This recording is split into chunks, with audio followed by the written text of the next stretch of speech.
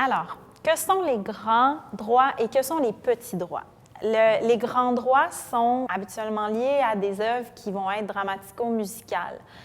L'exemple le plus facile qui nous vient en tête va être les comédies musicales comme Cats ou Notre-Dame de Paris. Un autre exemple, les opéras, les ballets. Donc, c'est dès que l'œuvre musicale est directement intégrée, fait partie intégrante du récit, souvent ça va venir avec des costumes, des décors, où vraiment c'est l'œuvre musicale raconte une histoire.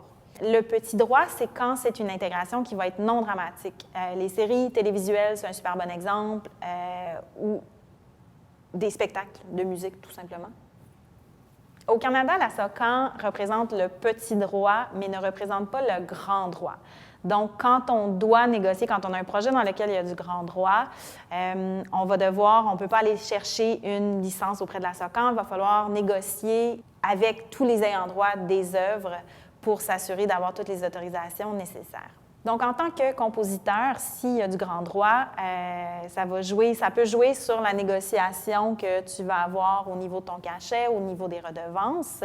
Et en tant que producteur ou diffuseur, il faut que tu t'assures d'avoir les bonnes licences, donc que les négociations aient été faites directement auprès des ayants droit.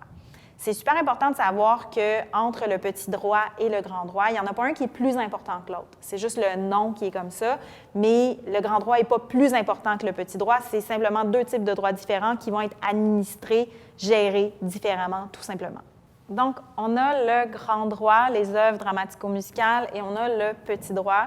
Il y a des cas où c'est super évident, super facile, mais là où ça nous intéresse, la raison pour laquelle on en parle en ce moment, c'est qu'il y a aussi toute une grande zone grise entre les deux où ça va être beaucoup plus difficile d'aller déterminer s'il s'agit de grand droit ou non. C'est hyper important pour éviter les surprises encore en cours de projet de bien faire les vérifications, d'aller poser toutes les questions nécessaires et, si c'est nécessaire, d'aller s'entourer d'experts, d'aller chercher des gens qui vont vraiment pouvoir nous supporter là-dedans pour être certain d'avoir toutes les autorisations nécessaires puis les bonnes autorisations pour notre projet.